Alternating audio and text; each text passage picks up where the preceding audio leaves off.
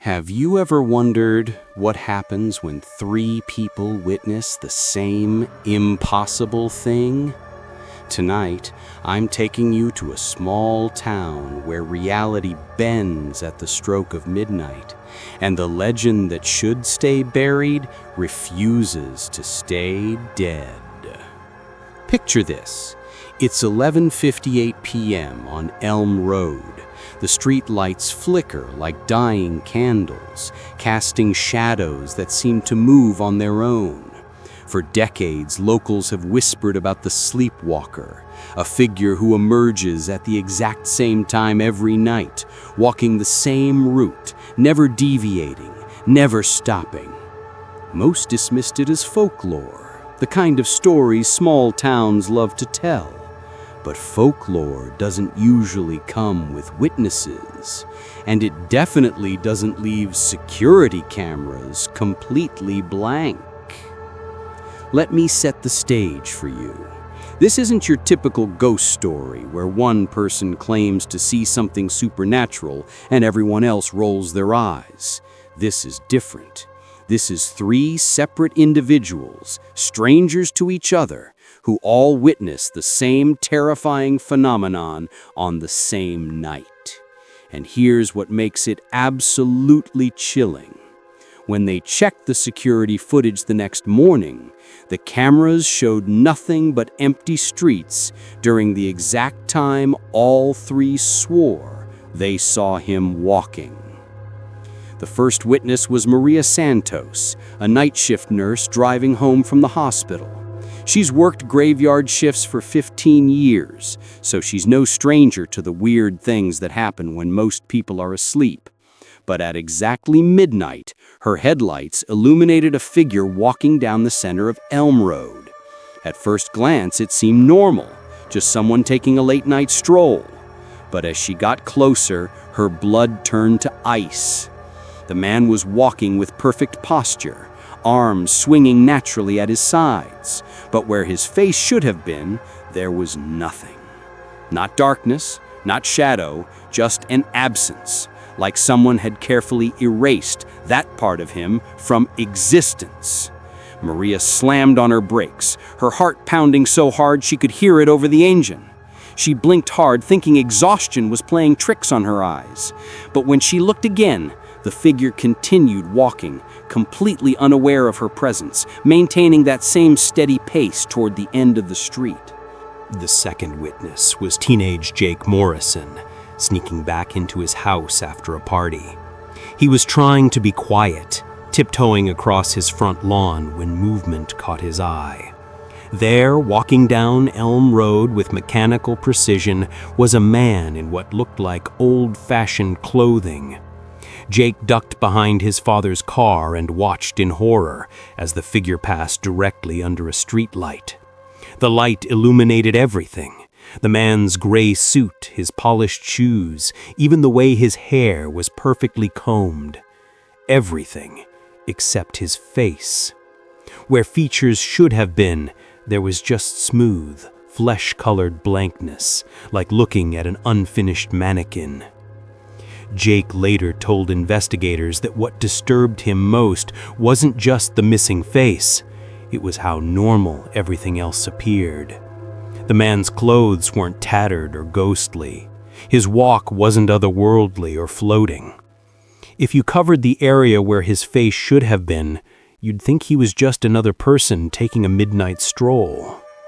But that absence, that complete void where human features belonged, created a wrongness that Jake said he could feel in his bones.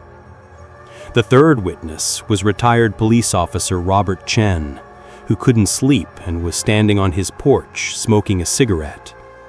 Robert had seen plenty of strange things during his 30 years on the force, so he wasn't easily spooked.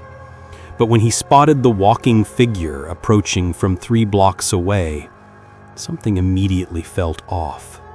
The man moved with too much consistency, like he was following invisible railroad tracks. Every step was identical to the last, every arm swing perfectly timed. As the figure got closer, Robert reached for his phone to record what he was seeing. But when he looked through the camera, the man appeared completely normal, face and all. Confused, Robert lowered the phone and looked with his naked eyes again. The face was gone, replaced by that same terrifying blankness the other witnesses described. He raised the phone again, normal face. Lowered it, no face.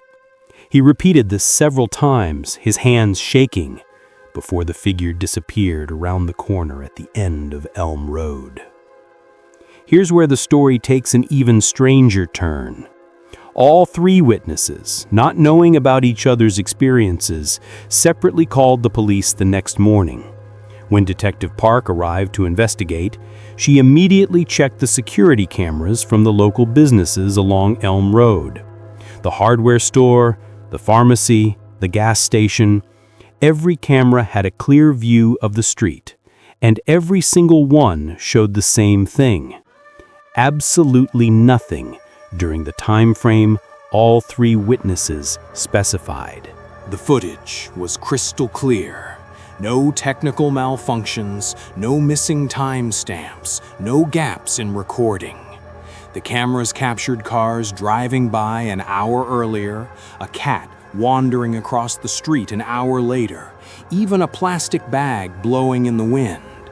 But during that crucial midnight time frame, when three people simultaneously witnessed the Faceless Sleepwalker, the cameras might as well have been pointed at a movie set before the actors arrived. Detective Park interviewed each witness separately, careful not to reveal what the others had reported. Their descriptions matched with disturbing accuracy. Gray suit, polished shoes, perfect posture, identical walking pace, and most importantly, the complete absence of facial features. None of them could have known about the others' experiences, yet their accounts aligned perfectly. The investigation revealed something even more unsettling. Local records showed reports of a similar figure dating back 47 years. Always the same time, always the same route, always described as a well-dressed man walking with purpose but lacking a face. The reports came in clusters. Several witnesses would see the figure on the same night, then nothing for months or even years. What makes this case particularly fascinating is the technology aspect. In earlier decades, the lack of physical evidence could be explained away.